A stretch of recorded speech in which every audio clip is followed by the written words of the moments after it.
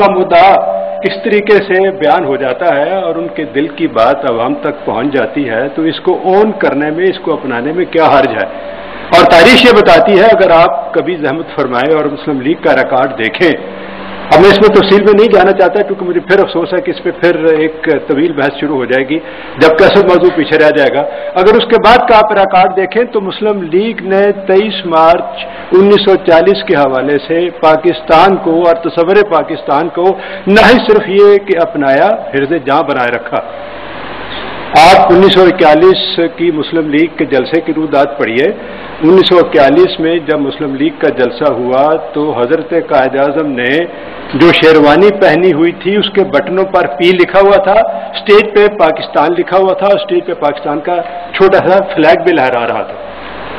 یہ بتاتے خود اس بات کی علامت تھی کہ 1940 میں جو انہوں نے ریزولوشن پاس کیا تھا اور جو نام چلیے ہندو پریس کے حوالے سے آیا تھا، مسلم لیگ اس کو اون کر چکی تھی، مسلم لیگ اس کو قبول کر چکی تھی، مسلم لیگ کی وہ منزل ڈکلیئر ہو چکی تھی۔ چنانچہ اس کے بعد 1943 میں اگر آپ مسلم اسٹوڈنٹس فیڈریشن کی سالانہ کارروائی پڑھیں تو آپ کو حیرت ہوگی کہ اس وقت بھی جتنے لوگ اسٹیج پہ تشریف رکھتے تھے ان سب کے شیروانیوں پہ اور سینوں پہ پی لکھا ہوا تھا، پی فار پاکستان۔ اسٹیج پہ جو ایک چھوٹا سا فلیگ لہرا رکھا تھا اس پہ بھی پاکستان لکھا ہوا تھا اور وہ سبز رنگ کا فلیگ تھا، سبز رنگ کا جھنڈا تھا۔ اس لیے یہ کوئی ایسی بات نہیں ہے کہ 23 مارچ یوم پاکستان نہیں، یا مسلم لیگ نے اس کو اون نہیں کیا، یا یہ صرف 23 مارچ 1956 کو دستور کے آئین سازی یا دستور کے پاس ہونے کے موقع پہ اس کو اڈاپٹ کیا گیا۔ یہ اصل میں 23 مارچ کو مسلم لیگ نے ہمیشہ یوم پاکستان ہی کہا ہے اور 1947 تک مسلم لیگ یوم پاکستان 23 مارچ کو اپنی میٹنگوں کی شکل میں، اپنے جلسوں کی شکل میں مناتی رہی ہے۔ اس بات کو اب میں کنکلوڈ کرتا ہوں کیونکہ یہ بذات خود ایک لمبی بحث ہو جائے گی۔ ان کی گفتگو کا دوسرا حصہ جو ہے وہ قابل غور ہے کہ یہ اسلامی جمہوریہ پاکستان کا یوم تھا اور بعد میں جب انہوں نے بالکل درست فرمایا کہ جب یہاں خاکی وردی اور بھاری بوٹ آ گئے تو اب چونکہ اسلامی جمہوریہ نہیں رہا تھا، ماشاء اللہ مسلط ہو چکا تھا 59 میں، اس لیے اس کو پاکستان یا یوم پاکستان کہہ دیا گیا۔ مت بھولیے کہ قرارداد پاکستان بھی اسی دن پاس ہوئی تھی۔ اینیوے میں اس بحث کو بڑھانا نہیں چاہتا، آج کے موضوع کی طرف۔ آج کا موضوع ہے ہماری آزادی، حقیقت یا سراب۔ اب اس موضوع پر مختصر سے خطاب سے پہلے میں ایک بات عرض کر لوں کہ میں نہ آج کس میں مقرر ہوں، نہ میں اسٹیج کا بندہ ہوں۔ یہ حضرت قبلہ ڈاکٹر اسرار احمد صاحب کا حکم تھا اور فرمان تھا، جس کی اطاعت میں جس کی فرمان کی پابندی میں یہاں آج آپ کے سامنے میں موجود ہوں۔ وہ فکروں میں الجھانا، جذباتی بہاؤ میں بہا کر لے جانا وہ میرا انداز نہیں۔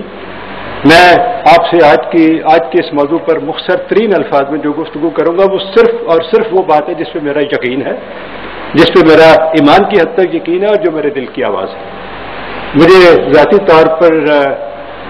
جب اس موضوع پر خطاب کی دعوت ملی تو قدر حیرت ہوئی۔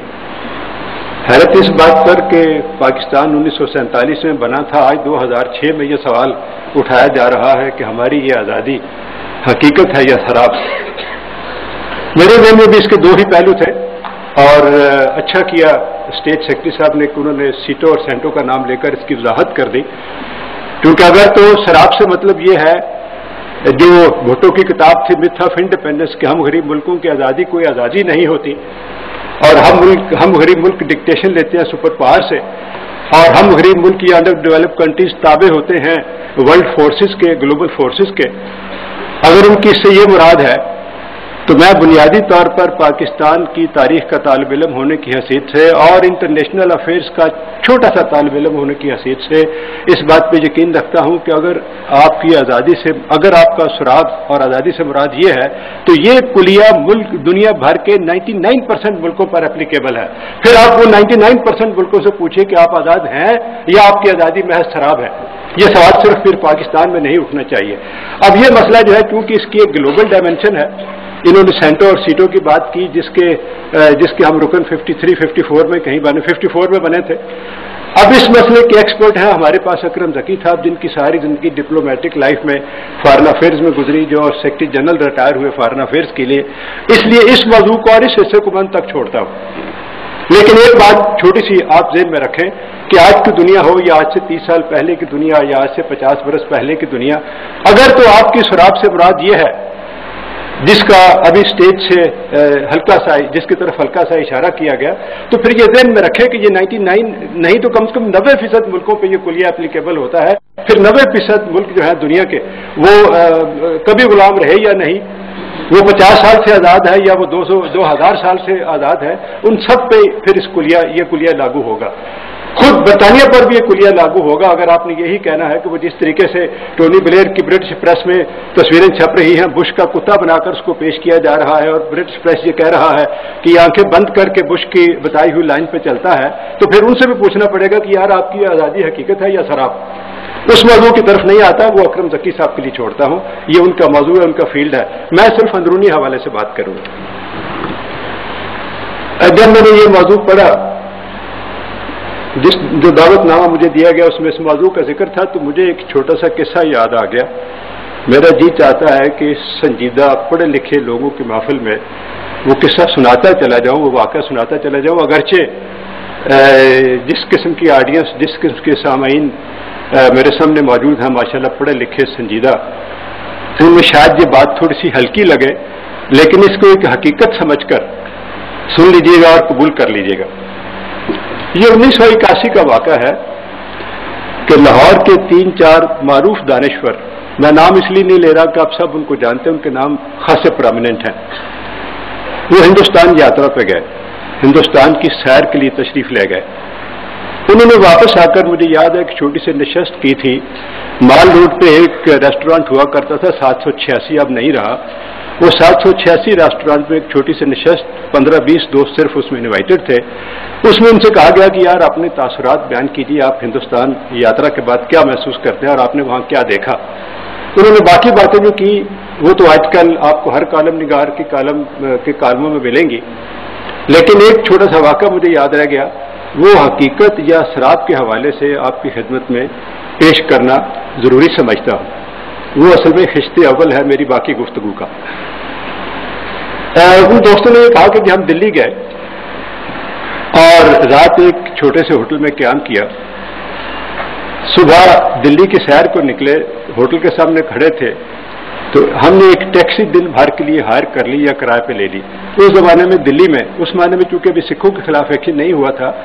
اس لیے دلی میں اکثر ٹیکسی ڈرائیور سکھ ہوا کرتے تھے۔ وہ کہتے ایک سردار جی ہمیں مل گئے، ہم نے دن بھر کا ان سے معاوضہ طے کیا، ٹیکسی لے لیا اور ان سے کہا جی آپ ہم نے دلی بھی دکھائیں اور شام کو نماز مغرب کے قریب ہمیں آپ حضرت نظام الدین اولیاء کے مزار پہ اتار دیں، اس کے بعد ہم جانے ہمارا کام۔ وہ کہتے جی ہم سردار صاحب کے ساتھ نکلے، وہ ہمیں نیو دلی پرانی دلی کی سیر کرا رہے تھے، اور ہم جیسے کہ عام طور پر سیاح کیا کرتے ہیں، ٹورسٹ کیا کرتے ہیں، ہندوستان کی ترقی، عالی شان عمارتیں، انڈسٹری، دریا، پارکوں کی بڑی داد دے رہے تھے آپس میں بیٹھے، یار یہ دیکھو کتنی خوبصورت سڑک ہے، یار یہ دیکھو کتنی خوبصورت بلڈنگ ہے، یار ہندوستان نے بڑی ترقی کر لی، وغیرہ وغیرہ۔ وہ کہتے شام تک ہم انہی باتوں کا ذکر کرتے رہے، ایک دوسرے سے تاثرات بیان کرتے رہے اور ہندوستان کی ترقی کا بڑا اظہار کرتے رہے۔ شام کو جب سردار صاحب نے ہمیں حضرت نظام الدین اولیاء کے مزار پہ اتارا اور ہم نے دن بھر کا کرایہ طے کیا، تو ان کی خدمت میں پیش کیا اور مزار کی طرف چلنے لگے، تو سردار صاحب نے اس شخص کے بقول میرے کندھے پہ ہاتھ رکھا اور کہا متر، سردار صاحب کا یہ بڑا پسندیدہ لفظ ہوتا ہے متر، دوست،